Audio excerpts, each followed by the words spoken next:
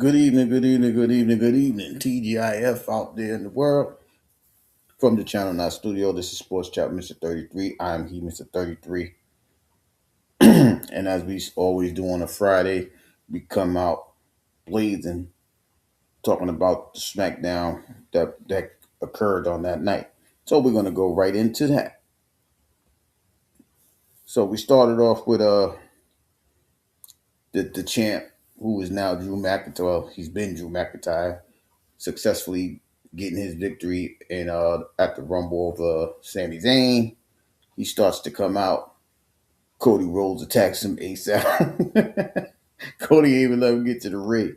He just came out there, put hands and feet on him, and Drew was on the run. So Cody doing what he do, putting hands, feet, and all this other stuff. Uh, Drew got up out of there really, really quick, skirmished up out of there. Crawl, ran, however you want to look at it. He got up out of there because Cody wanted that man bad for that elimination. For those of you that don't understand or know why he felt this way, it was Drew McIntyre who literally eliminated Cody Rhodes at the Royal Rumble after Realist was going on. Jacob Fatu threw him over the rope. Cody caught himself, was trying to pull himself back in to the ring, and Drew Claymore him. Drew Claymore him, and his body hit the floor. His feet hit the floor. And no, Drew McIntyre was not a part of the match. He had already defended his championship against Sami Zayn, but he wanted to make sure Cody wasn't a part of that thing. And that's exactly what he did. He took him out. So uh, that's why Cody attacked Drew. So that's how that first part went. The first actual match was tag team championship was on the line as Rhea Io faced off against Kiana James and Julia. Julia and Kiana James got that opportunity last Friday in a triple threat match, defeating Lash and Nia and uh, Miss Bliss and Charlotte. But this match, it was all right. Kiana James, she was pretty impressive in the Rumble, showing some strength. And Julia, she's been on the rampage ever since she got her title back. She did okay in the Rumble as well, but now it's against the tag team champs. And in the beginning, it was pretty much uh, Kiana and Julia teaming up on Io with the quick strikes and the quick tags and all of those things. And then Io found a way to get out of harm's way, spiking Kiana James, avoiding uh, Julia, and getting the tag to Rhea. Rhea cleans house, headbutts and you know kicks to the face and the stomach to that extent. Then all of a sudden, Julia distracts her real quick. Uh, then Kiana James jumps on her, goes to the rope, uh, to Io in Rhea's corner. Io tags in to get the advantage again, and Kiana James takes the opportunity to take advantage once more. And after that, Rhea tags in, does a scoop handle slam uh, on Kiana James. Io hits the moonsault, gets the 3 count. Rhea gets the 3 count, and Rio retains the titles. Decent match, back and forth for the most part. Uh,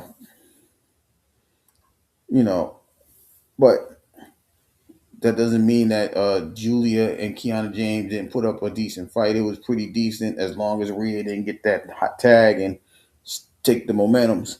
Um, it was close to that time. So big win for the tag champs. Uh, we'll talk about them a little later because they got a challenge coming to them. Uh, the next match was Carmelo Hayes with the Open Challenge. This time the Miz comes through. Uh, we I didn't see this coming, but I guess he wanted to be dragged off to the punch, and but these guys go back and forth. Uh, to sum this up, Miz had an opportunity to win. Uh, Mello came back, started fighting.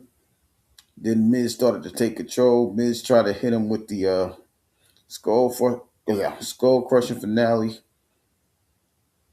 Uh,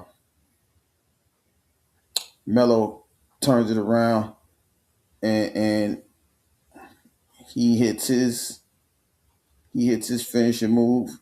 Not the Mello don't miss the first 48 gets the pin. Mello gets the victory. Right? We knew, going into this match, like I said, Miz was struggling, but he tried to put up a decent fight, but Mello know how to counter everything he was doing. He just, like I said, he countered the skull crushing finale and turned it into the first 48. Got that victory real quick. You know, uh, once again, big win for Mello to retain the title. He's going into his second month of holding on to the belt. He's kept the open challenge going. He's fought Dragunov. He's fought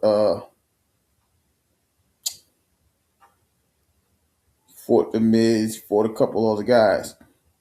You know, they can't say he's not. You know, he's not putting that belt up for grabs. So now the next match is the first match towards the Elimination Chamber. It was a triple threat between Lash Legend, Chelsea Green, Tiffany Stratton. For the most part, this match was dominated by Lash Legend. With her dominant performance in the Rumble, she continued it in this match. She just played and toyed with these girls. She was slamming both of them at one time, power power lifting them, doing all these things. Chelsea, she got her little advantages in, with Albert Fry in her corner, trying to get little sneaky pins and trying to chop Lash down and things like that. But with Lash doing all the work, Tiffany took the distraction of Chelsea Green and then turned it around and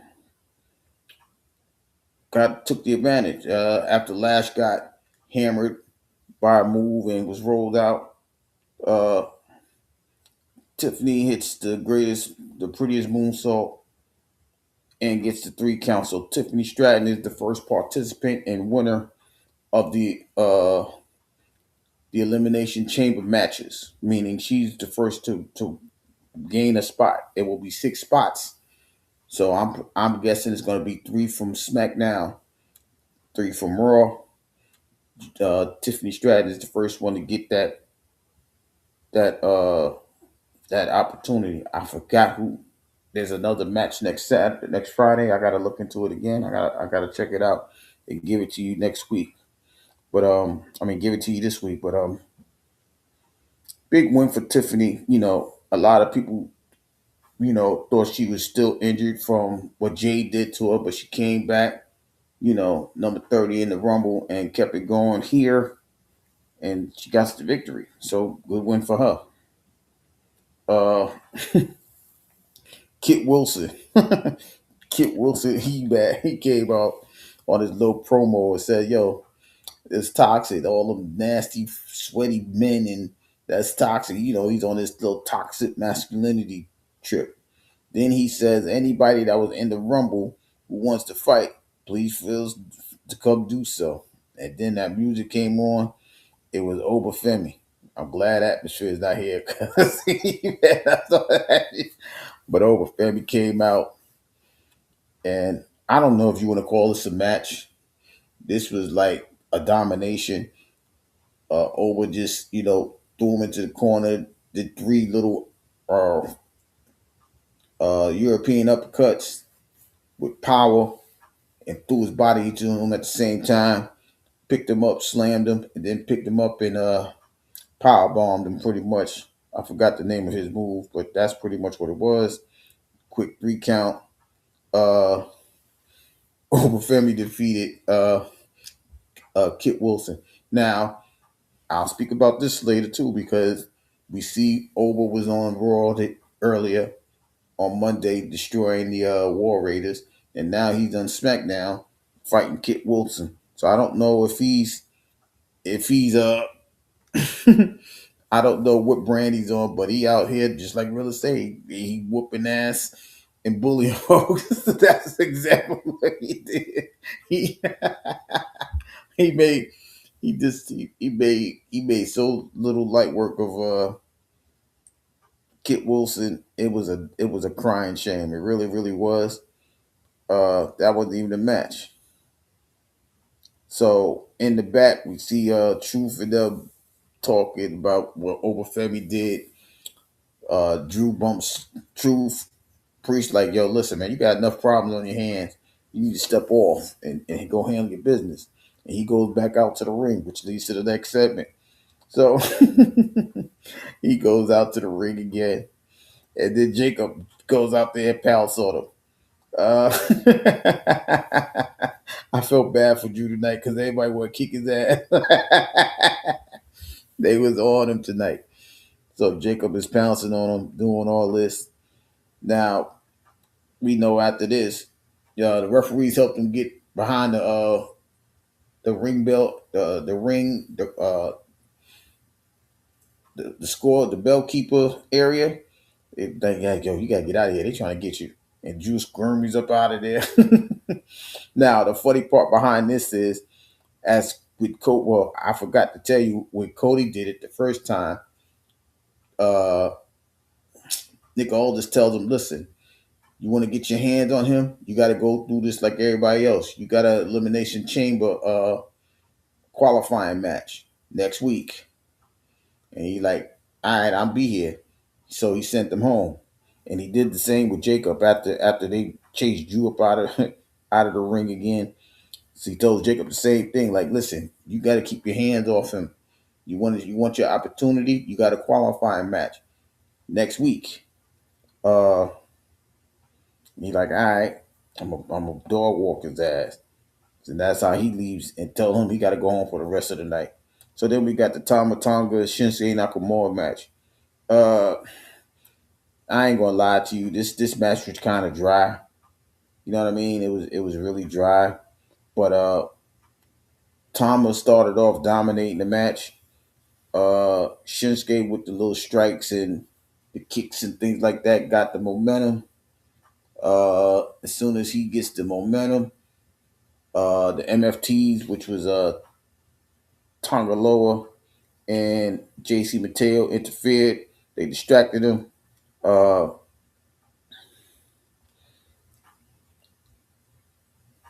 Tama, Tama Tonga then gets the advantage. He hits him with the what the hell is the name of the move? It's like a little quick chop to the back to the neck area as he was working on his neck throughout the match.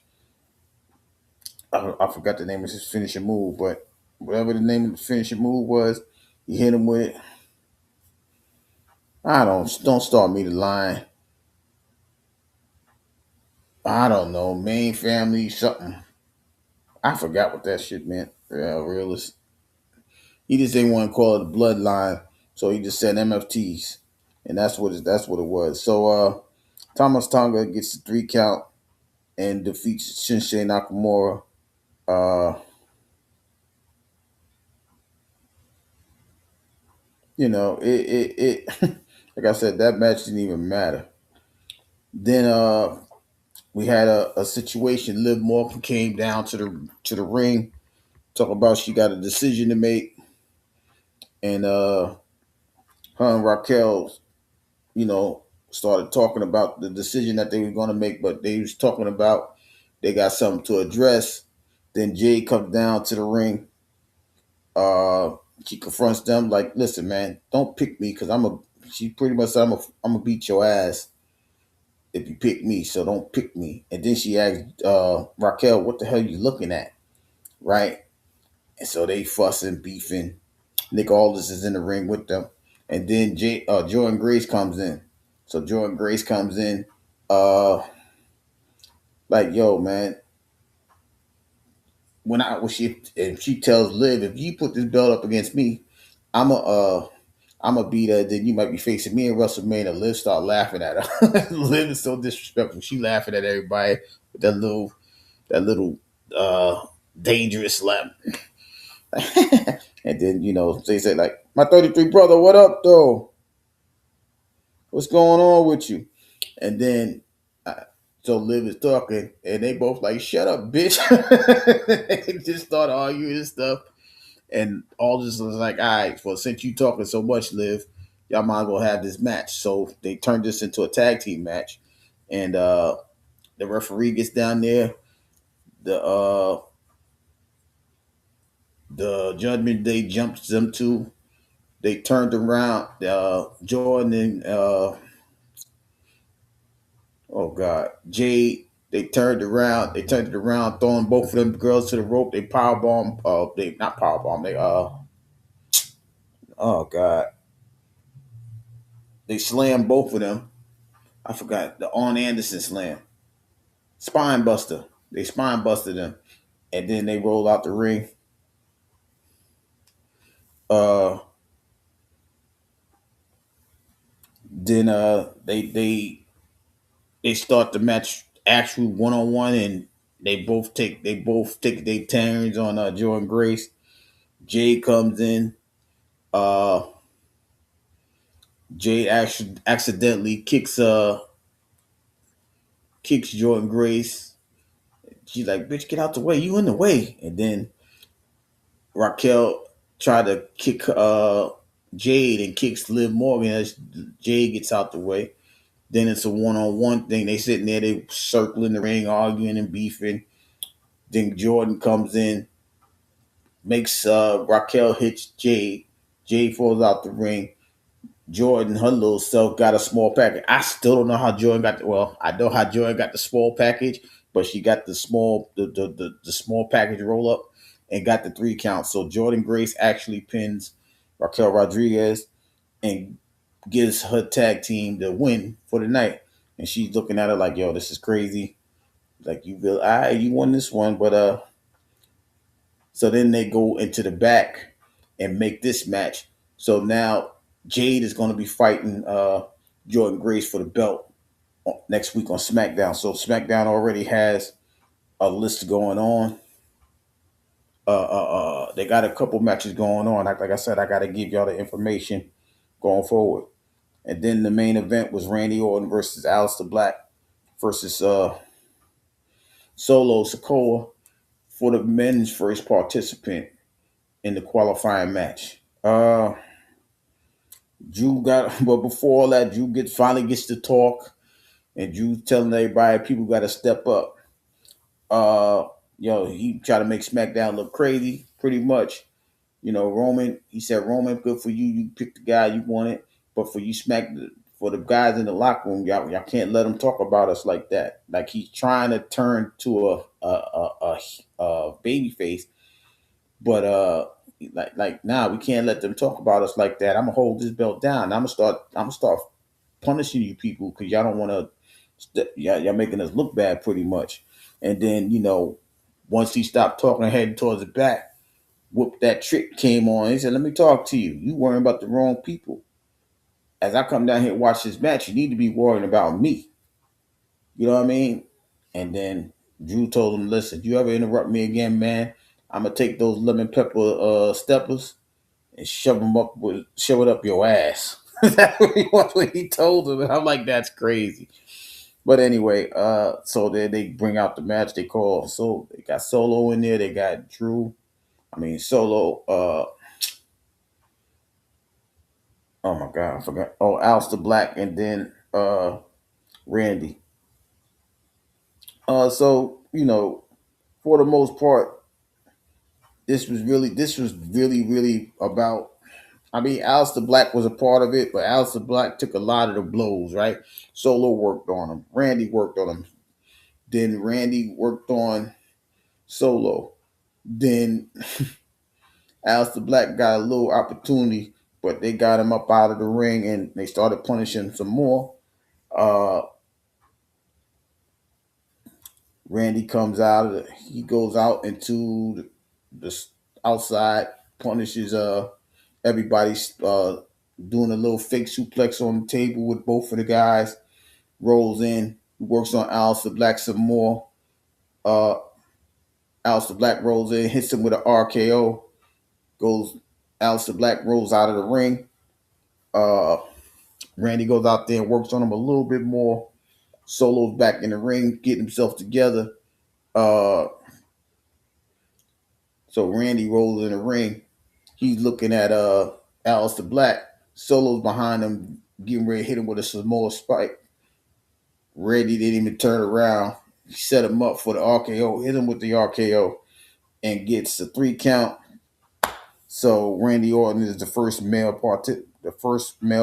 qualifier to get into the elimination chamber match. But all in all, SmackDown was pretty. It was it was pretty good. It was all right. You know, like I said, I just feel glad. Listen, I like y'all know I was speaking highly of Lash Legend. I just think they feel for her is not ready. They just think it's too soon for her. So I think they just let Tiffy win the match. But that's why I said when they promote certain things as far as who they want to be in WrestleMania, I gotta take them at their word. And tonight was one of those reasons, right? Because as much as Laz was dominating that match, once I knew Tiffany Stratton was in there, I'm like, okay, she's gonna win this match because she's one of the people that they promoted as far as WrestleMania. So I don't know if she's going to win the Elimination Chamber, but I know she was meant to win that because they're trying to make her a very important part of, excuse me, the two-night WrestleMania. So it wasn't. I wasn't really shocked about it, uh, but it was a good win for her. So let me find out who's going. I know that next week is going to be uh, Jacob, Cody, and somebody else fighting. I forgot who the third participant was. It Sami Zayn? Yeah, I think it was Sami Zayn, but I can't really remember. Also, because of the Winter Olympics going to be on USA Network, uh, they're going to put these matches on Sci-Fi. So they already got a few matches up for next week. Trick Williams is going to be fighting Ray Phoenix after their encounter in the back. Naya and Lash will be fighting for the tag team championships. Rhea and Io. I am correct. The second qualifying match on SmackDown is going to be Cody, Jacob, and Sammy for the men. I forgot. I saw the women's. I forgot who the hell the women were. Who was the women's matchup? Uh,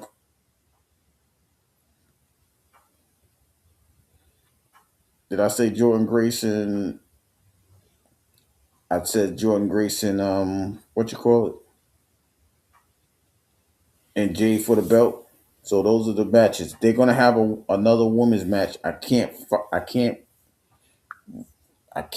at quick glimpse see who it's going to be, but it is going to be a women's elimination chamber match. I just don't see who is going to do what. I'm trying to find it now. Uh, I can't. But I'll bring that up to you guys on Monday to figure that out. But uh, because I know there's a it's a men's match on Monday Night Raw that's going to be qualifying both men and women on that on Monday night, but they didn't say who per se was going to have that match. So I can't even tell you. One, two, three. Yeah, I don't. They're not showing me who's the women participants yet. As far as SmackDown, so like I said, I'll get to that. I'll get that information for you next week. Uh, but yeah, pretty much it was all good. Like I said, pretty good matches. Like I said, Tiffany won her match, even though Lash did all the work. Uh, the back and forth with Randy and Solo was pretty entertaining. But my thing was Solo should have shut the hell up. If Solo didn't say anything, I don't think Randy would have knew he was ready to spike him. But he kept talking and he just hit him with the RKO without looking. So he trounced him and got the victory. Uh, Pretty impressed. Julius is somebody that we're gonna have to keep our eye on. I mean, I know she's the what is she the United States champion, the women's U.S. champion, whatever that belt is called. But we're gonna have to watch her. She's making waves. You know, I think Kiana James is gonna have a little bit more time before she can separate. She showed a little bit at the Rumble, like I said, so she's gonna have to figure out a way to separate herself from to get that individual attention that she may be looking for very soon. Just like Nia got to step away from, excuse me, Lash got to step away from Nia. But I think I wouldn't be surprised if they win that belt next Friday to give them relevancy. As a matter of fact, Rhea's in the women's one of the women participants in Monday night's qualifying matches. I remember they said that in the interview. So I ain't even gonna lie to you. I don't know if Eo's in that match. I just remember they said it in the interview. So we got something to look forward to on Monday. I'm going to guess Jay's going to be part of the qualifying match Monday, but I don't know. I ain't gonna lie to y'all. But that was it. That was it for SmackDown tonight. Um, so I'm going to switch over to the NFL. Last night, they did the NFL honors. Uh,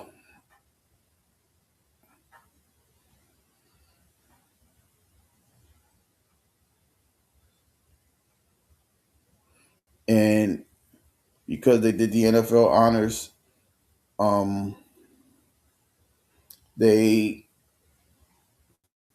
they named all the people. So the MVP went to Matthew Stafford. Congratulations to him. It was a pretty close. It was a pretty close voting list as Bo Nix.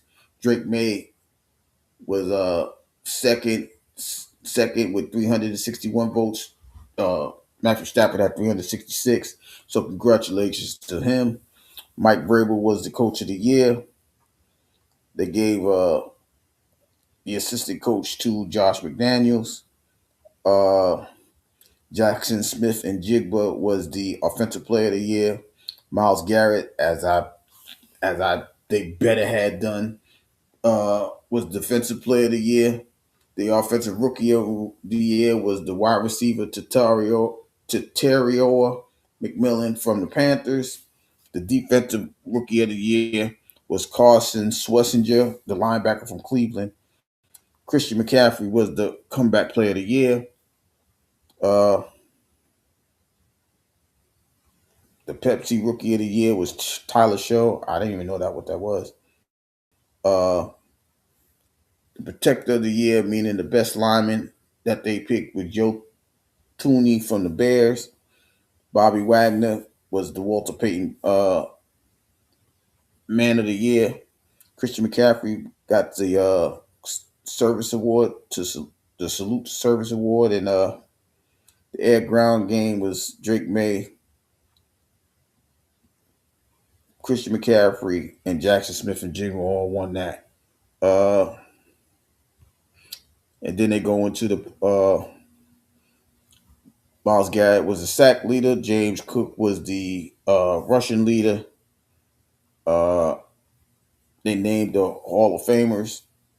Uh, Drew Brees, Larry Fitzgerald, Luke Kuechly, Adam Vinatieri, Roger Craig in the senior category. Once again, we know that Bill Belichick was on the ballot to be drafted or to be picked to go to the Hall of Fame. So was Robert Kraft. And for whatever reason, they didn't. I just believe that you know people hate the fact that the Patriots became who they became, and now they want to punish them because they couldn't beat them on the field.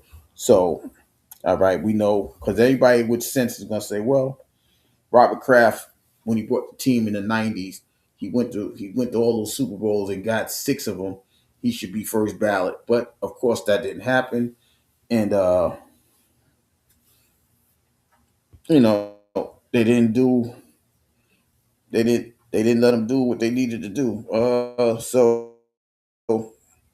But that was all the honorees and the winners of the ballots in the NFL uh, going to the Super Bowl since we're here, right? We know that the number one seed in the NFC is the Seahawks. They will be hosting the New England Patriots. Hmm. We know that Sam Darnold is on a redemption tour to make himself not to be elite. He's already relevant, but he's trying to do the one thing that Allen, uh, Josh Allen, uh, what's his name? Josh Allen, Lamar Jackson, uh,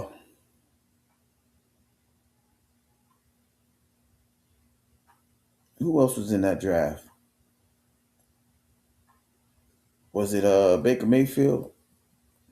Those type of guys. They didn't get to the Super Bowl. None of them got to the Super Bowl. So his redemption is going to be if he wins the Super Bowl. The question is, will they win it? I don't know. The Patriots have been playing some pretty good defense, but I truly believe that there's a lot of weapons on that field for him. I just told y'all he got the wide receiver of the year in Jackson Smith and Jigba. He also got Cooper Cup. Now, for those of you that don't remember Cooper Cup, when they beat when the Rams defeated the Bengals in that Super Bowl, it was Cooper Cup making. I mean, excuse me. Yeah, it was Cooper Cup making all those catches. Before there was a Puka Nakua, it was Cooper Cup doing what Puka Nakua was doing. And because Puka Nakua did just about the same thing, they got rid of Cooper Cup, and Cooper Cup went up to Seattle. Thought he was going to be a number one. He the number two because Jackson Smith and Jigba is that guy. So with those two receivers, the question is, can the New England Patriots defense, whether they're going to go zone, rush four, or blitz, can they make Sam Darnold see ghosts as he once did with the New York Jets? That's his line when he was on the Jets. I was seeing ghosts playing the Patriots. The question is, can they repeat that? I don't. I don't see it because this is a different Sam Darnold, right? Now, most people, might call me a homer because I'm going to pick the Seahawks because they got a couple of my Jets, right? They got Sam Darnold, who was drafted by the Jets. They got Leonard Williams, who was drafted by the Jets, and I could really see, I could really see now. I'm not saying that the Patriots don't have something to hang their hat on. they could run the ball and possess the ball a lot of for a lot of the game as well. That's why for me, I could, but I think Drake May is going to not see ghosts. I think the fact that he's going to be rushing the ball just as much as his running backs may be a detriment to the turnover factor, because I think the Seahawks are going to get more turnovers than they give up, meaning they'll take the ball away more than Sam Darnold will turn the ball over. Now Sam Darnold may turn the ball over once, but I think the Seahawks is going to get about two or three turnovers. And then they have a secret weapon. They got Rashid Shaheed as a wide receiver and a kickoff returner, so they could spread the field out uh, just as well as anybody. The Patriots got Butte, they got Stephon Diggs and things like that. But I don't. I mean, it's gonna be what can Josh McDaniels do to make Drake May comfortable? Can he settle him down so he don't make those turnovers? I don't think he can. I think the highest of heights. This is the Super Bowl, right? This ain't the National College Championship, even though none of them played in it. This is it. This is the creme de la creme. You make your name. Somebody going to Disney World after this game, and I think the way this season has been going for Sam Donald, I think he's gonna do enough. Now, like I just said, uh, Drake May was a runner up to the MVP. So I'm not saying he can't do it. I'm saying that I think he's gonna turn the ball over a little bit more than Sam Donald. But of course, It's gonna come down to turnovers. That's what most Super Bowls do. Come down to turnovers.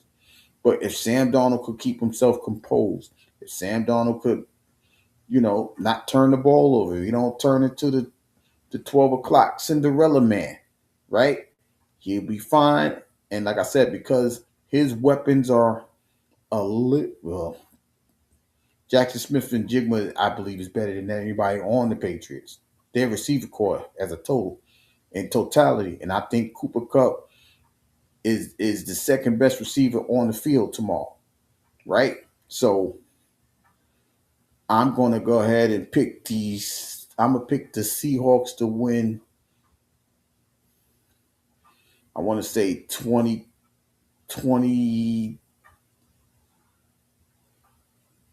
I was going to say 27-17, but I can see it being 23-17.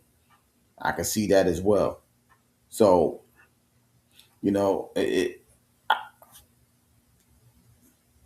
uh, will this be one of those times that they'll give the MVP to a wide receiver? Maybe so. This might be Jackson Smith and Jigba's day. It no. Matter of fact, they might try to take him away. I think they could cover Cooper Cup by himself. So this might go to Sam Donald if he wins this. If he plays the way he's supposed to play, he's gonna win this. Will he get 300 yards? Maybe so. I just think he'll have about two touchdowns, 300 yards passing, no turnovers. I don't think. Well, I said he's gonna turn the ball once, so he might get three touchdowns, one interception, or fumble. He's gonna turn the ball over once. It may not be an interception per se, but it'll be a turnover nonetheless. Maybe a strip sack on a blitz or something like that. So, but Drake May's gonna. I think they'll contain him. I don't think they'll rush him with all out blitz. I think you know. I I really think that Leonard Williams is gonna pressure him up the middle, and as quiet as kept, DeMarcus Lawrence has been making a statement on that outside pass rusher. So I'm gonna go ahead. Like I said, I'm gonna go ahead and pick them 23-17. Um, I'm gonna give Sam Donald the MVP about 300. He'll get close to 300, if not over it, maybe 280, two something around that. Three touchdowns and a turnover. Jackson Smith and Jigma might, I think Cooper Cuff might have a bigger day than Jackson Smith and Jigma because I think they'll try to double him. I believe Mike Vrabel thinks he can cut off that side of the field, maybe safety help and Cooper Cup probably be in the slot. But then Rashid Shaheed, I'm telling you, Rashid Shaheed might catch a long pass somewhere in this game, and that's going to make them open up a whole lot more. So, yeah, I think that's what's going to happen. 23-17, but I won't be shocked if it's 27-17. Uh, Seattle. Seattle gets their first championships since 2013. Uh, Before with the Legion of Boom, I'm not saying that their defense is the Legion of Boom. I'm saying they have a better pass rush than the Legion of Boom. I really believe that. The corners may not be Cam Chancellor and I mean Cam Chancellor, Browner, Browner and Richard Sherman, and then they safeties ain't Earl Thomas and Cam. I think they'll do enough. I think the rush is going to put them in positions to get a couple of interceptions. I really do, and I think that's going to hurt Drake May. Does it mean that he won't get back? I'm not saying that. I'm saying that he won't be able to. I don't think he may be effective, but those two turnovers are going to hurt, and it may lead to two. It may lead to 6 points, meaning two field goals. But he won't. I don't think he'll be able to overcome the two picks that I'm thinking he's going to have in the game, Drake May. So is it a fair? Is it a good year for New England nonetheless? Absolutely, because nobody picked New England to win the division, let alone get to the Super Bowl. Just like a lot of us didn't think we all thought Sam Darnold was going to fold, right? We thought he was going to have a good year. We didn't know Jackson Smith and Jigba was going to be this guy, right? Because if we all remember at the beginning of the year, we said everybody got rid of DK, they got rid of Lockett, Gino got cut, everybody left. So that's how Sam Darnold got there. That's how Cooper Cup got there. That's how Jackson Smith and Jigma became that guy. And with this coach, they turned it around. So that's what's going to happen for them. Uh, like I said, 23-17 will be the is my prediction for the Super Bowl. Uh, and Sam Donald's my MVP. Oh, before I leave the football segment, before I leave that, uh, I've been wanting to speak about this for a while now. So, for those of you that don't know, you know, Shador Sanders was at the Pro Bowl festivities. He participated. He was a part of the Pro Bowl. He was a Pro Bowl quarterback. This is what the NFL allowed to happen. So now that leads me into, I mean, I don't know what they're gonna say. A lot of people decline, but for them to ask him and allow him to go after going through that whole debacle, is that their way of apologizing or saving face? I don't know. Deion Sanders was on First Take. He said, "I would never go to the NFL after what my son did. I had to go through this year. Nah, I can't. I can't rock with them, right?" And I kind of agree with him because it's like, okay, y'all put him through all that. Y'all held him back. Y'all held him back. We get to the fifth round. They pick him. Now, the funny side to the story is the new Browns head coach, Todd Monk, was like, "Yo, we try to get you over here," and that was speculated, but everybody kept saying we didn't want you. No, they didn't want Shador to back up Lamar Jackson. So if his comment is true and they was really trying to keep him where he was at, or they wanted him to come and play for them, now it's Todd Monken's opportunity to show that he know what to do with him. You know what I mean? So we're gonna see if that's exactly what happened. But the fact that he made the Pro Bowl and went through all of that, it was mind boggling. I'm saying to myself, are people really not wanting to be tagged Pro Bowlers, or was this a mockery of of a thing. You know what I'm saying? Like he only threw for 1,400 yards, and y'all saying he's a Pro Bowler. You know what I'm saying? What happened? Did Aaron Rodgers decline? Did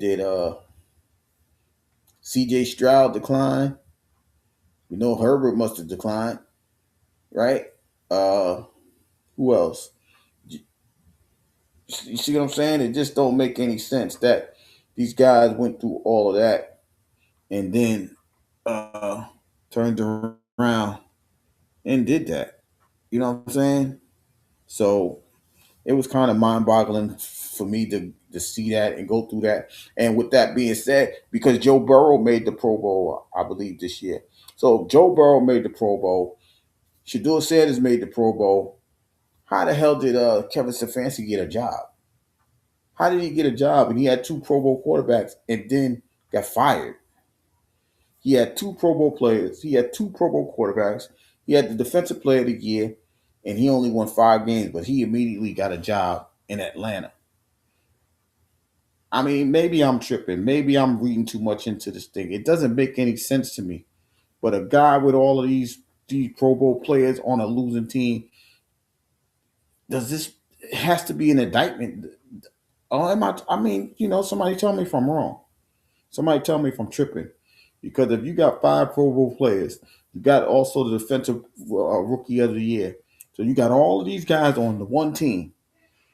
And then even today, the defensive coordinator Jim Schwartz, he resigned. I guess he thought he was getting the job, and they didn't give him the job.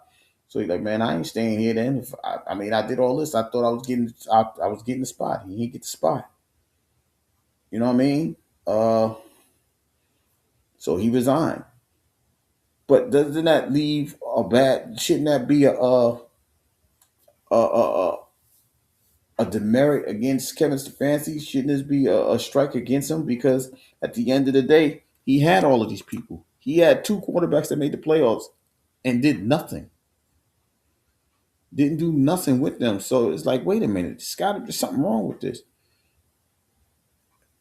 And I already went off on my rant with the hate on the Patriots. I'm a Jets fan, right? But I have to put respect where it's at, right?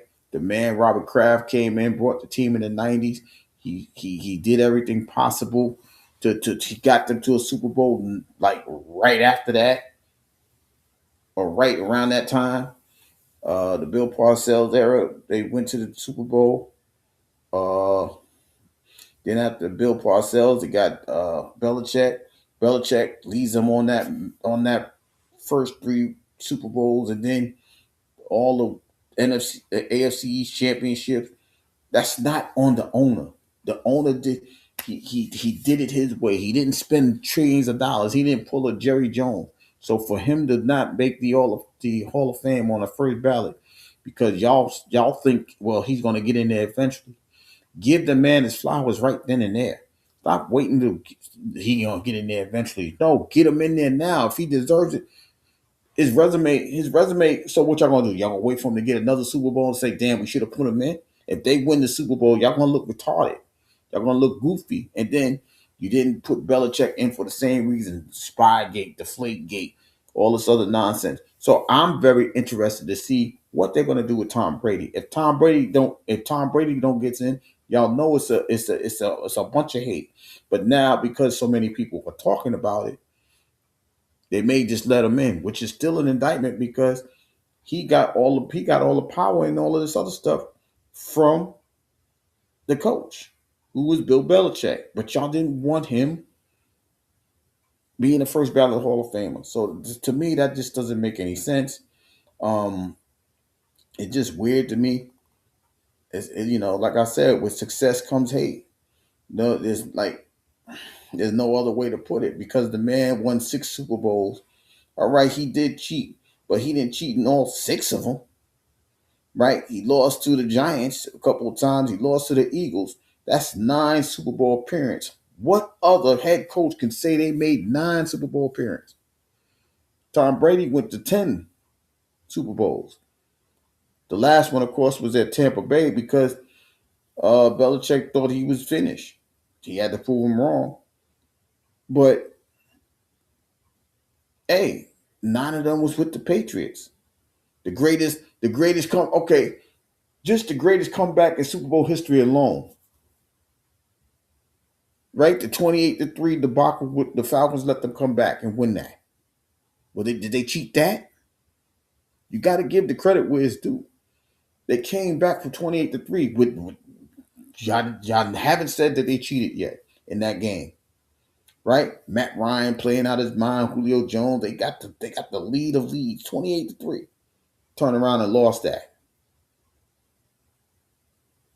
You gotta give Belichick what he deserves. You definitely gotta get Robert Kraft is not on the field. He just paying the people, and he ain't paying them top dollar. Tom Brady wasn't the highest paid quarterback ever. He took the money that he took. He believed in he followed the process that Belichick gave him. That's what makes him the greatest quarterback of all time. He had different offense coordinators. He went through McDaniels, the one that's here now. He went through Romeo Crennel. He went through a whole bunch of other people. Excuse me, Charlie Weiss. Romeo Crennel is a defensive guy.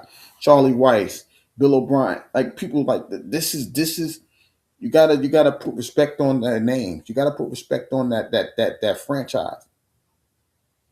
I know Dallas is the America's team, but this new millennium, it was all about Boston, the Patriots. And like I said, I'm a Jets fan. We don't rock with these people like that. We've been beefing forever since Bill Parcells and then Belichick signing on a napkin. He don't want to be the Jets coach. He stayed the Patriots coach, win the Super Bowls. We could be salty about that. But the fact is, respect is respect. That man deserves to be in the Hall of Fame. Just not because y'all snubbed him because y'all feel he get there down the road or whatever. No, you give him that type, you give him that respect right now because they earned it back then. Respect is respect. You understand? But like I said, with success come hate. There's people on that committee that they say in names like Tony Dungy. That's Peyton Manning's old coach. That's who Peyton Manning would lose to a lot of the time. Belichick and Brady. So they saying he got something to do with that. Bill Polian. Bill Polian was the Colts executive at that particular time. You know what I'm saying? I'm picking guys to beat the Patriots. I can't beat the Patriots. Deflategate. Y'all cheated us out of the thing. Nah, yeah, but y'all holding on to that thing. Okay, what about the Super Bowls in the 13-3 against the Rams? Right? Like I said, the 28-3 to the Falcons coming back from that. You got to put the respect on these people's name. People work their tail off to become great. Tom Brady worked his tail off to become the greatest quarterback possibly in NFL history. He's this millennium's, he's this generation uh greatest quarterback. That's much to show. Yeah, I get it. Y'all want to. Some people might want to say Joe Montana because he didn't lose the Super Bowl and 4-0. If you go further back, Bradshaw 4-0. I get what y'all saying, but in this time, in the 2000s, in this millennium, there's nobody that you could say is better than Tom Brady. This would be the 26th Super Bowl in this millennium. Tom Brady got 7 of them. He got almost 25% of the Super Bowl. Well, he got a little bit over 25. In a couple of years, he would have 25% of the Super Bowls. Put respect on that man's name. Belichick got 6 of the 25 Super Bowls in the millennium. That's that's under 25%. Put respect on that man's name. Put respect on that organization's name. Just because he orchestrated that, he was the coach, he was the general manager, he put them people together. He made Tom Brady make people like Troy Brown and Givens and all of those other guys. My 30 shout out to my 33 brother. You know what I mean? He had family on that followed that Patriot way. and became a Hall of Famer, right? You got people like Willie McGinnis, Ty Law, Vince Wilfork, Teddy Bruschi. You got people like that became Hall of Famers because they played on that dynasty. You can't deny a dynasty. You know what I'm saying? Y'all still talking about the 90s Cowboy. They ain't doing it in 30 years. We know a team that won 6-25. It's time for y'all to give committee. I know I'm just an average Joe, but you got to put respect on their name. And I'm a guy from New York, and we don't like Boston, but you have to put respect on their name. That's just like saying Jordan. Jordan was Jordan. He punished the Knicks. I gotta put respect on his name. I get it. You know, he hey, he made sure the Knicks didn't get to that chip. You understand? Like you got to put respect on their name. If they're the creme de la creme of that time, you got to put respect on their name. Put respect on that Patriot way. Put respect on that number 12. Put respect on that Belichick name because he got them to all them championships. 8 Super Bowl championships. 2 as a defensive coordinator with New York, the Giants. You see what I'm saying? 2 with the Giants, 6 with the Patriots. Coaching the Patriots. 2 as a D coordinator. So you have to put respect on their name. You just have to. So I don't know what they're doing, but they need to figure this out. But maybe I don't think that Patriot way is going to win this Super Bowl or the Patriots going to win this Super Bowl. But even with that, this is still Robert Kraft's team, and he made another Super Bowl without Tom Brady and Bill Belichick. But y'all don't want to put him in the Hall of Fame because his team is still rocking. That's hate. That's hateful people being hateful on a successful man that's following the ways of winning in the NFL, which is Robert Kraft. All right, with that being said, let me go ahead on over here and do these NBA scores for my 33 brother. I know he waiting for this. I'm gonna do him a favor. I'm gonna show him the game. In Detroit, the Pistons hosted the Knicks. It was all Detroit, y'all. It was all Detroit. It was all Detroit. 118 to 80. Look, I'm gonna show you how bad they beat the Knicks. And like I just told you, I'm a Knicks fan. That's my team. But my 33 brother, I'm gonna let them rock because they did some business today. Now, if y'all see this, right? Make sure y'all see this. Make sure it's up there. All right, it's up there, right? So Cade Cunningham only had 11 points. He was not the leading scorer. Somebody named, what was this dude name? Dennis Jenkins had 18 points. The game was over before it even started, pretty much. Uh, who else had? Isaiah Stewart had 15. Tobias Harris had 15. Uh, they really went to work. They had their new shooter game for the Pistons, leading the Knicks. I don't know who else. Mikael Bridges had 19. Jalen Brunson was 4 of 20. Uh, that's one of the Thompson twin playing defense on him. Good game. Uh, Jordan Clarkson was second. Oh no, Brunson was 12. They only had 3 scorers in double figures. Did the New York Knicks? And like I said, from the beginning, from the gate, they dominated. They was up 11. They was up by 21 at the half, and they kept rolling. The Knicks did not win not a near quarter in that game. So 118 to 80. Detroit goes to 38 and 13. The Knicks with the loss goes to 33 and 19. I might as well give you the rest. Come on. In in Boston. Is that Boston? Yeah, Boston. The Celtics 98, Miami 96. With the win, Boston goes to 34-18. With the loss, Miami goes to 27-26.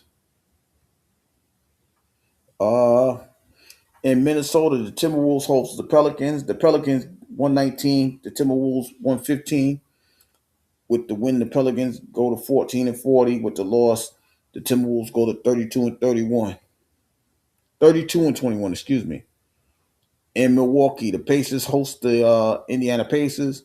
Milwaukee with the 105-99 win. With the win, the Bucks go to 21-29. The loss, the Pacers go to 13-39. Uh, I'm gonna do the finals first. Uh, in Portland, Trailblazers host the Grizzlies. The Trailblazers 135, the Grizzlies 115. With the win, the Trailblazers go to 24-28. With the loss, the Grizzlies go to 20-30. And with 24 seconds in the fourth quarter, the Kings are hosting the Clippers. The Clippers with a 112-104 win. Excuse me, lead with 24 seconds. If the Clippers hold on, their record will become 24-27. And if the Kings lose, they will be 12-41. That's the scores in the NBA. You know, the scores and things like that was given to you by the 9%, where better you is a better us. Um, we will be back Sunday night to talk about the final game of the NFL season, the Super Bowl. Will this be about the Seattle Seahawks, or will we be talking about another Super Bowl championship for the before mentioned Robert Kraft winning his seventh? Will this be about Robert Kraft winning his seventh Super Bowl to catch his favorite quarterback, old Tommy? That's what he calls him. Chelsea Lynn, hey, what's going on? Chelsea Lynn, shout out to her. Y'all check her channel out. She talk about this football thing. So Chelsea, I'm going with the Seahawks. I wanted to say 27-17, but I'm gonna make it a little closer. I'm gonna say 23-17. I think Sam Darnold is going to be the MVP. I think he's gonna throw around for 300 yards. I think he's gonna have uh, two two touchdowns, two touchdowns minimum, and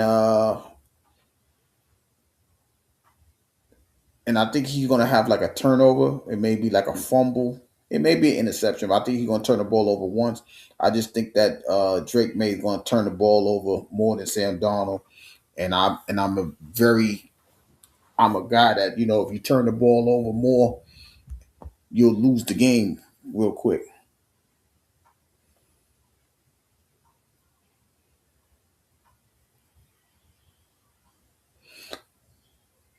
Yeah, that's true. But when you when you I just don't think that their pass rush.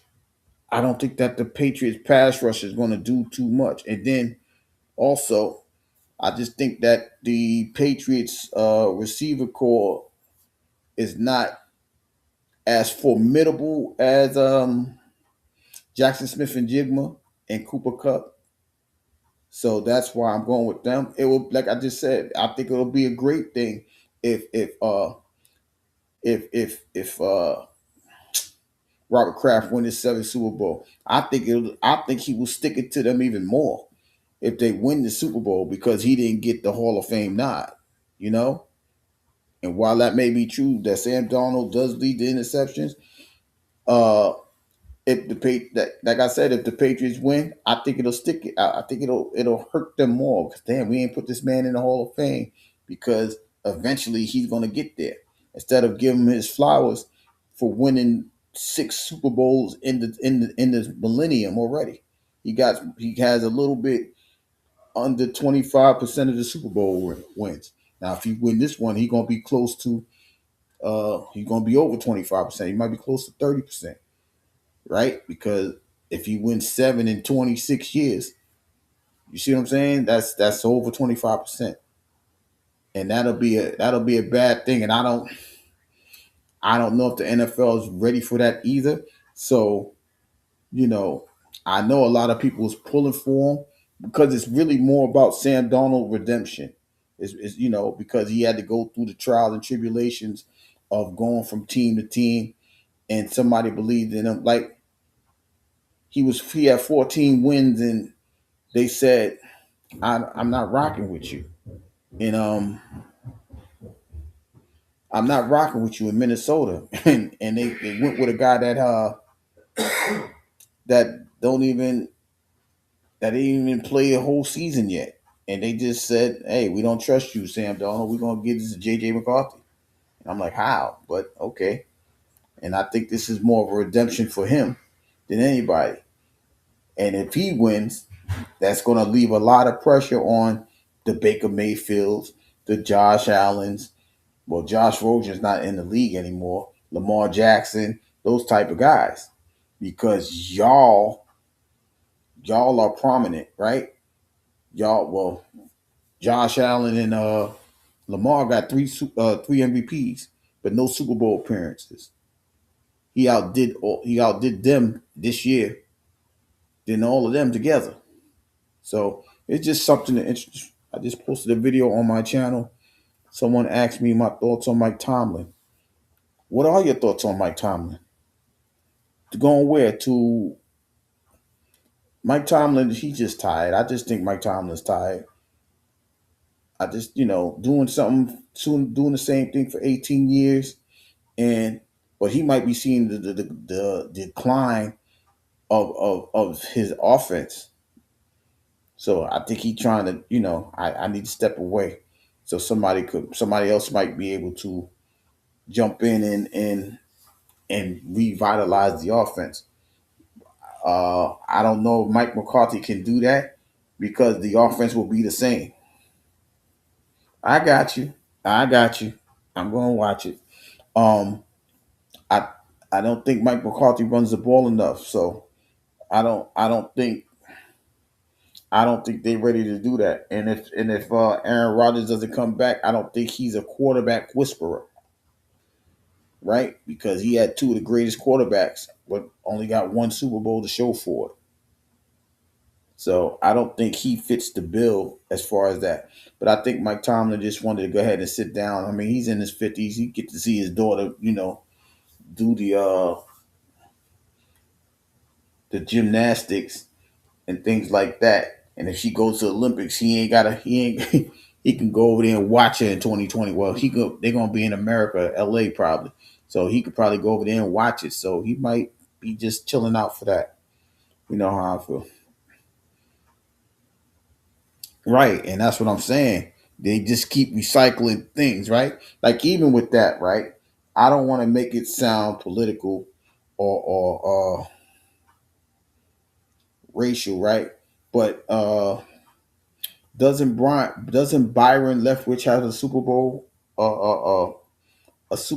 win? Doesn't Eric Bieniemy has Super Bowl win? They got just as many as Mike McCarthy. Well, Eric Bieniemy got more than Mike McCarthy. So why are they not getting these shots at head coaching jobs? You see what I'm saying? They claim A Rod and McCarthy on good terms now. They ain't on no good terms.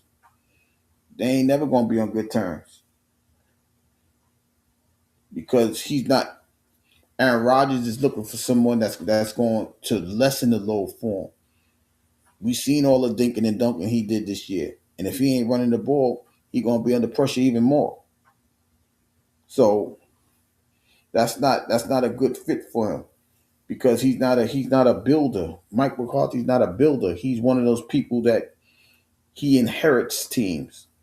That's why he went to Dallas. He gets to inherit Dak Prescott, right? If he had to teach him how to be a quarterback, it would have been a problem. I ask you this question: If Mike McCarthy was coaching Jordan Love, do we think Jordan Love would be better or worse than what he is now? That's a real question. You see what I'm saying? That's a truthful question because we haven't seen Mike McCarthy coach nobody. He had an already seasoned Dak Prescott. He already had Aaron Rodgers, who learned under Brett Favre, even though Brett Favre didn't want to. Uh, I agree with that. Brett Favre didn't want to tutor his heir apparent, right? So if that's the case, what is he gonna do for the Steelers? We know DK got one more year under his contract, but now we got to figure out who's gonna be his quarterback. He might have a very disgruntled year. Will the defense will the defense give they all to the Steelers now that Tomlin's not there? We already see Cam Hayward. He retired. He was there forever. He was there the whole time. So he retired. So A-Rod had to call his own plays because McCarthy, right. And that's what I'm saying. And this is going to be like a rebuilding year for the Steelers. So I don't know if they're prepared for that. Even if, like I said, even if Aaron Rodgers does come back, is he going to put himself in like I'm a listen. This is how I feel about Mike McCarthy. I think Mike McCarthy is going to bring a losing season to a team that hasn't had a losing season in 19 or 20 years. I don't I don't I think Todd Monken is in a better position. I really do. I really do because he has he has a better defense. And I think Monken is the fact that he doesn't have Lamar Jackson. I think I think he's gonna well, first of all, they gotta figure out what they're gonna do with Deshaun Watson, right? If they can figure that out, I think they know what they know what they're capable of. And I think Shador will if they do start Deshaun Watson, it gives Shador, you know, reps at the second quarterback spot. This is not because I don't think he wants to punish Shador. Like he said, we tried to get you in Baltimore, but we already know what happened. Baltimore, the Sanders family said, no, we're not going to let you go behind Lamar Jackson. So they like, nah, don't draft me. He's supposed to be going in the second. Yeah, and that's what I'm saying. Just because just because he's staying, he could be the backup. So that's what I'm saying. Yeah, I don't see Dylan Gray. He'll be on the practice squad if anything. They're gonna swap roles. Shador will be the number two. Dylan Gray will be the number three. So that's what's going to happen with that. Um, but if Deshaun Watson is going to start, they're going to have to figure out. It's going to be a rough. How do I say this? They may go six in. They may go six in. What is it? 6-11, 7-10 this year because now that they know that they don't have that bumbling, stumbling situation as they did yet last year. Well, if Shador, if he's the backup, he's the backup, right? That's what he's going to be, unless they say he's starting over Deshaun Watson. And even with that, they just going to have to hold Deshaun Watson. He may not be able to play in the beginning of the year. Let's just be honest. He got a lot of rust going on, so they're going to have to work with him. But if Shador is smart, he'll start working with the receivers and backs earlier before the mandatory camp comes in. He can show how sincere he is. He can build the camaraderie with that, right?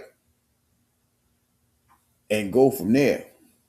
That's if he wants to be seen as that guy.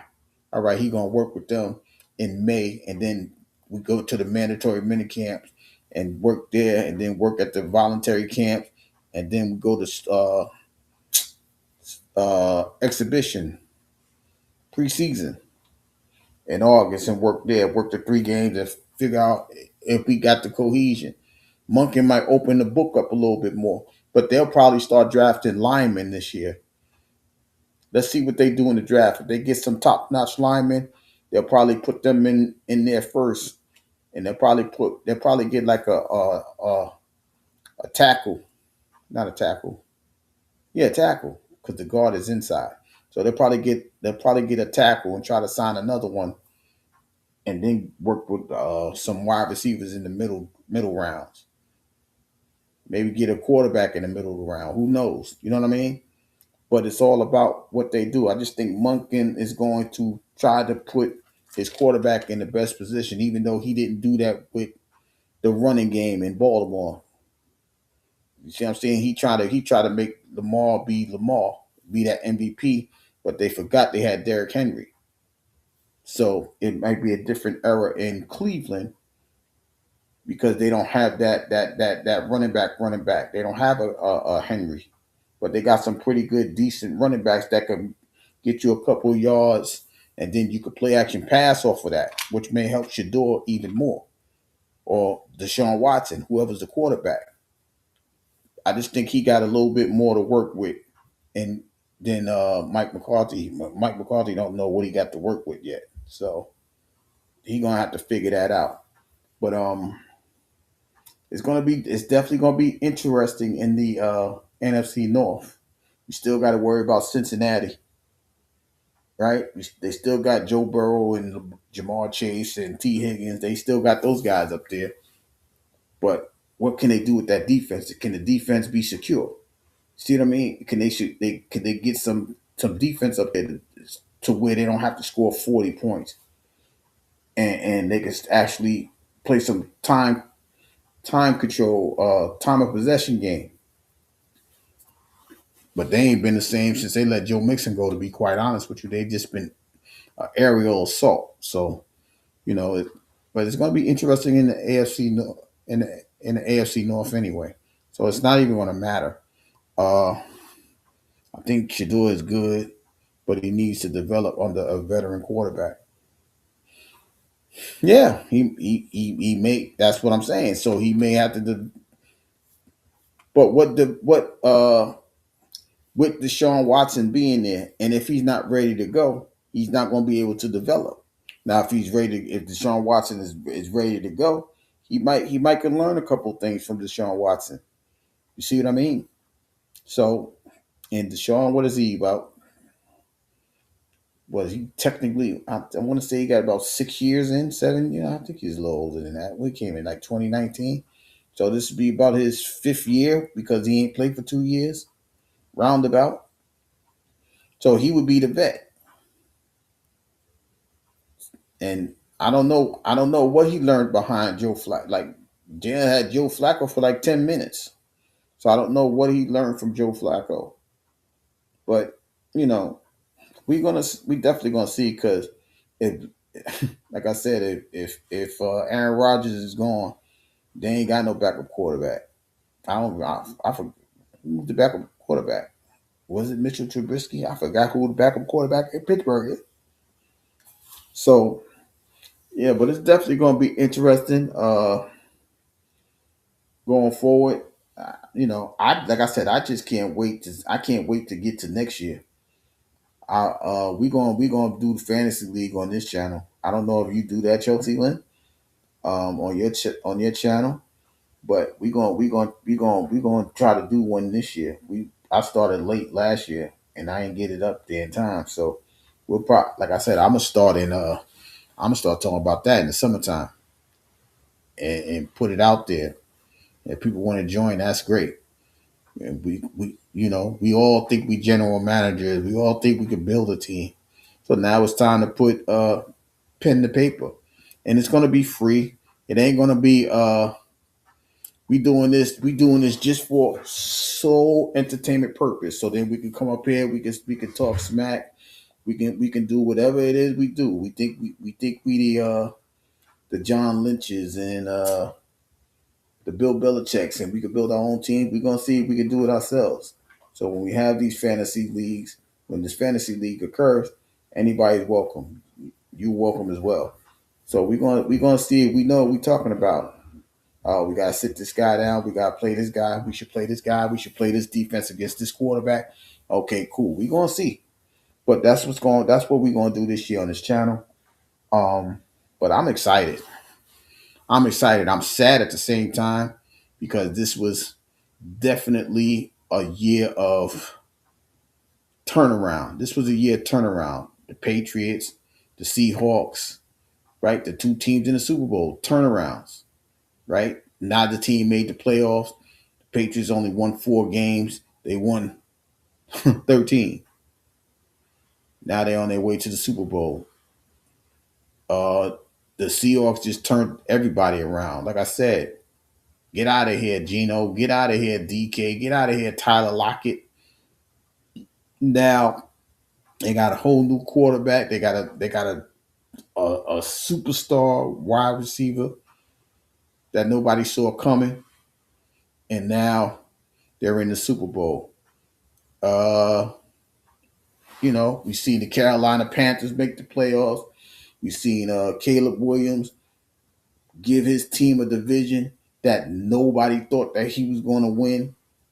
We see 3 teams from the NFC West make the playoffs, and the Seahawks had to go through the NFC West again in the playoffs to get to the Super Bowl. Right? It's a story of different. We see Mahomes and them not make the playoffs. We see Bo Nix. Like, who's to say if the Patriots would have beat the Broncos with Bo Nix? You see what I'm saying? It's so many different stories. Now, the story of next year is going to be, can they continue the same thing? Will this Bo Nix, who was second in MVP voting, who only lost the MVP voting by 5 points, will he be the same Bo Nix? Will Sam Darnold be the same Sam Darnold next year? Right? Can he do it again? If whoever wins the Super Bowl, do we think they're going to repeat? These are the questions that we have going into next season. But we must first see who's going to win that, to see who's going to be trying to defend the championship. And like I said, for me, I just think that the Seahawks is going to do it 23-17. I think that I just like like I said, I just like the defensive line for the Seahawks also is, I think, is a little better than the Patriots defensive line. And so they have a better defensive line. They have a better wide receiving core. And unless if Vrabel has to blitz, we might see a Jackson Smith and Jigma explosion. I already predict that Rashid Shaheed gonna have one nice pass play. It might be a 30 yard or 40. It might go the distance. And if he has one of those nice passes that I think he's gonna have, I think that'll open it up for Cooper Kupp because they'll probably double team Jackson Smith and Jigma unless they blitzing. And if they blitzing Sam Darnold, Jackson Smith and Jigma might have a big day. And we have to remember that uh, Sam Darnold can run the football. So if he has the opportunity to run, he may run. He may pick up a couple of key first downs in the game. He's just as agile and mobile as Drake May. So it's gonna be, like I said, it's just a simple fact. I just like their defensive line, the Seahawks. So I'm gonna give them the 23-17 victory. That's my prediction. I don't know about everybody else. But yeah. So we touched on football, the last game of the year. We did the scores and highlights in the NBA. We did all of this, right? So, you know, um I'm gonna make her a mod so she can put her stuff in the chat. Chelsea, and I'll do that later. I'm not on YouTube. Um but definitely y'all go check out Chelsea Lynn's conversation. Like I said, she talks football just as much as I do. And I think no, you good. No, you good. I just wanted to see you, hear your opinion as a as a football analyst. Like, we may not be Adam Schefter and all of those other people, but we watch just as much football as they do, and we can have our own opinions. That's the beauty of this channel. We have the conversations, right? And since this is the last game of the year, I might as well have it because we ain't gonna be talking football after this. There's no more football to talk about. We gotta wait till the draft, see who drafts who, this, that, and the third, and then we're gonna be football less for 6 months. So I'm just letting it all out because this is the last live that I'm doing before the Super Bowl starts. And once the Super Sunday night, I'll be back to recap the Super Bowl and things like that. But I'm just giving my predictions out tonight. So you didn't sidetrack me. I just seen you came in late, and I just wanted you to hear it, you know, before I got off the thing. But you didn't side. But this is what we do though anyway. If somebody comes in and got questions and have comments, I'm going to respond to the comments. I'm going to answer the question the best as I can. The same thing you do over there, we do over here. And like I said, because this season is about to end, I do a little bit more. I do a lot of sports. I do basketball, uh, football. I do a little bit of baseball. I do a lot of sports because sports can bring us together. Sports can uh, take us from our everyday problems, and I'm willing to have that conversation. I love sports. It's why we call it sports chat because we talk about all sports. We even, like I said, we talk about everything: wrestling, boxing. Uh, I've spoken about tennis and golf. Like I follow all sports, and whatever you guys want to have a conversation about, I can have a conversation about it. Let's have it. You know what I mean? And that's what I do over here. But like I said, if y'all don't see her Chelsea Linza, look at her hashtag and y'all sub up to her. Like I said, she talks football just like we do over here, and she has some great viewpoints, great discussions. Y'all go ahead and sub up to her. But with that being said, y'all, let me get out of here. Um, like I said, the scores and stuff like that we did earlier was from the 9%. Was sponsored by the 9%. Well, better user, better us. Um, Shout out to Chelsea Lynn. Appreciate your conversation and input. I mean, if you go, well, you might. I don't know. Are you gonna go live after the Super Bowl, or you just gonna hold off? You know what I mean? I'll join your chat and we'll discuss it. If anything, you know, it might be time. We might have to do some link ups and stuff like that. You come up there and give your side of the viewpoint. Shout out to my 33 brother for putting that link up there. Um, you know, it, like I said, it's awesome to hear other people's perspective. Like the word we normally talk about boxing. He's just been under the weather. We were supposed to talk about that yeah, that Shakur Stevenson fight. You know what I mean? But I don't like. I gotta dig into why they stripped him. Well, stripped him of the belt. That it don't sound right, but they stripped him of the belt. So even with that, we're gonna talk about that Sunday probably. But like I said, we'll be back Sunday. We'll talk more about the final game of the season. Like I said before, will this be Robert Kraft's seventh Super Bowl?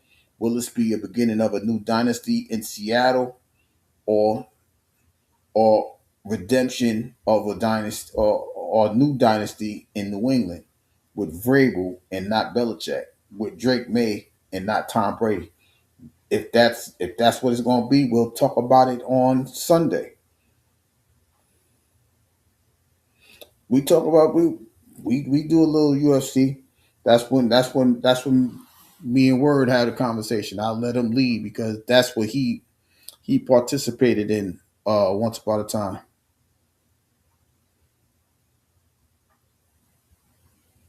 Yo, there you go. Stop that. All right, I'm gonna send you the link next. The link is the link is. I told you, you gotta look in any Friday. What you call it that I sent you? It's the same link. This link don't change. Last time, I think the last time you came up was a Friday. It's the same link. But yeah, we definitely talk about those things. Like I said, where he's into that martial arts. He participated in it. So, I lean on him with that because that's his thing. The MMA, the UFC, boxing. I watch boxing, but I can't give you the intimate details of those sports because that's what he do. That's why when I had those conversations, he's on the panel. But anybody that wants to join the panel, we'll open it up soon. I want people to feel comfortable and enjoy the conversation. And you gonna have any input, we're gonna put you up here. But with that being said, I appreciate everybody coming through. Shout out to Chelsea Lynn. Shout out to Realist. Shout out to my 33 brother. Shout out to the people in the background. Um, like I said, we'll be back Sunday after the Super Bowl, same time, 11:30, to have a conversation about the Super Bowl. Look at we'll preview what's going on with Monday Night Raw as they start their Elimination Chambers match. Uh, do the basketball highlights and all that. Like I said, you know, we here. With that being said, from the Channel 9 studio, this is Mr. 33 signing off. Appreciate everybody coming through. See you on Sunday.